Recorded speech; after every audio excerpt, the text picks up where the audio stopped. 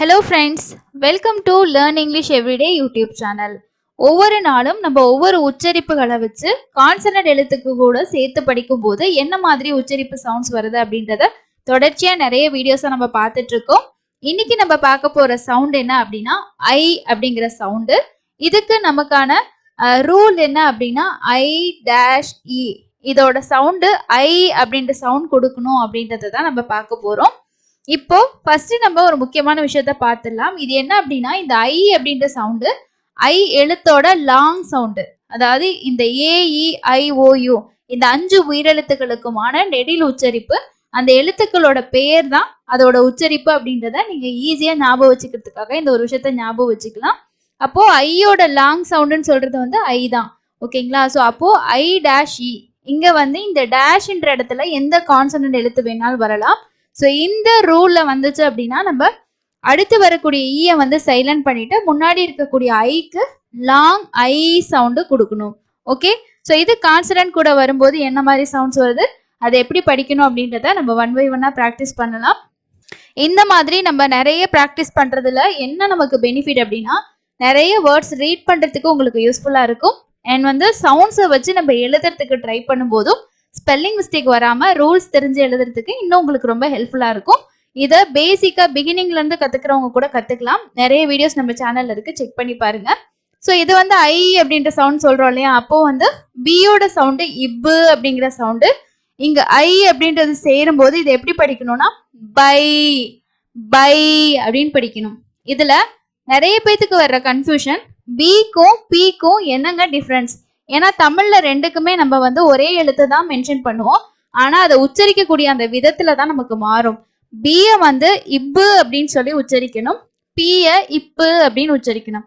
பிக்கு கொஞ்சம் அழுத்தம் அதிகமா கொடுக்கணும், பிய வந்து சாஃப்டா படிக்கணும், அவ்வளவுதான் டிஃப்ரென்ஸ். அப்போ பிஐ வந்து பை அப்படின்னு சொன்னோம் இல்லையா, இப்போ நான் ஃபர்ஸ்டே உங்களுக்கு சொல்லியிருந்தேன் இந்த டேஷ்ல எந்த எழுத்து வேணாலும் வரலாம், ஆனா இந்த ஐ டேஷ் இ ரூல் வந்துச்சு அப்படின்னா நம்ம ஐங்கிற சவுண்டு கொடுக்கணும். இதை படிக்கிறதுக்கான ரூல் என்ன அப்படின்னா ஃபர்ஸ்ட் வந்து பியோட சவுண்டு இப்பு அப்படிங்கிற சவுண்டு. இங்க ஐ டேஷ் இக்கு ஐன்ற சவுண்ட் கொடுக்கணும் இல்லையா, அப்போ அந்த ஐயையும் இந்த பியோட சவுண்டையும் சேர்த்துக்கணும். அப்ப இப்பு ஐ பை அப்படின்னு சொல்லி படிச்சிடணும். அடுத்தது இந்த டேஷ்ல எந்த கான்சனன்ட் வருதோ அந்த கான்சனன்டோட சவுண்டை கடைசியா படிக்கணும். ஓகே, ஸோ அப்போ வந்து இதை எப்படி படிக்கணும்னா இப்பு ஐ பை இட் பைட் அப்படின்னு படிக்கணும். இதுவே அடுத்தது பாருங்க, சி கூட வரும்போது இங்க சை அப்படின்ற சவுண்டு தான் வரும். ஏன்னா சிஐ சவுண்டு வந்துச்சுன்னா ஹார்ட் சவுண்டு வராது, சாஃப்ட் சவுண்டு தான் வரும். இஸ் அப்படின்ற சவுண்டு தான் நம்ம கொடுக்கணும். இதே AOU கூட வரும்போது சிக்கு ஹார்ட் சவுண்டு இருக்கு, ஐ கூட இ கூடயும் வரும்போது சாஃப்ட் சவுண்டு இருக்கு. ஓகே, ஸோ இது வந்து இக்கு கிடையாது, சை அப்படிங்கிற சவுண்ட்ல தான் வரும்.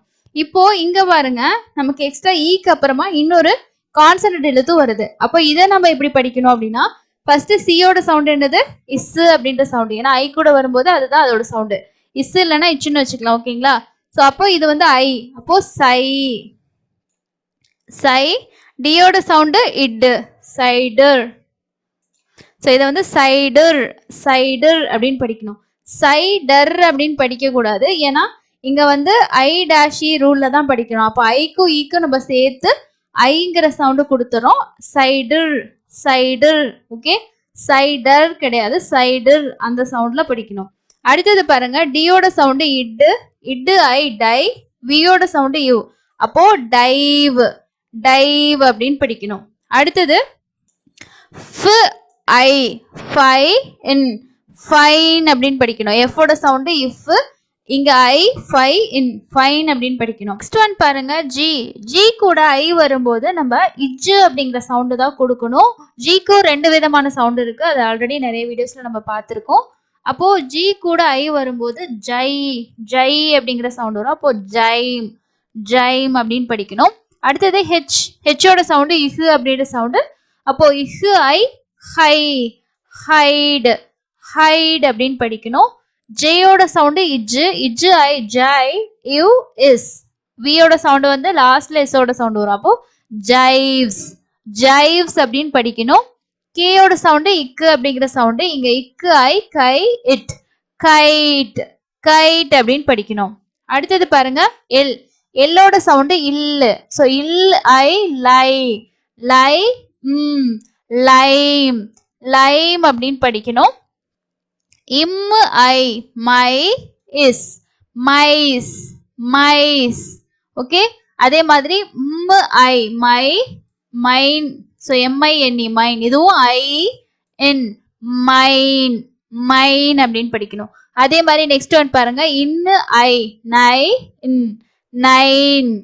I பை பைப் பைப். அடுத்தது ஆர் கூட வரும்போது I ரை ரைடு ரைடு.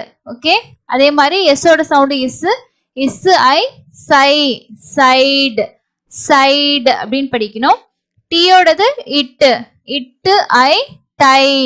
ஸோ டை டைம் அப்படின்னு படிக்கணும். அதே மாதிரி வி கூட வரும்போது இதோட சவுண்டு இங்க வந்து ஐன்னு லாங் சவுண்ட். அப்போ வைப் வைப் வைப்.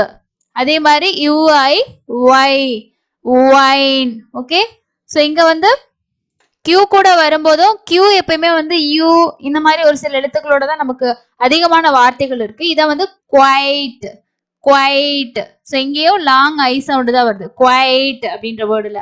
ஸோ அப்போ வந்து நீங்க என்ன ஞாபகம் வச்சுக்கணும்னா I-E இதுல உங்களுக்கு வந்து லாங் ஐ சவுண்ட் கொடுக்கணும். இந்த டேஷ்ல எந்த கான்சனன்ட் வேணாலும் வரலாம்.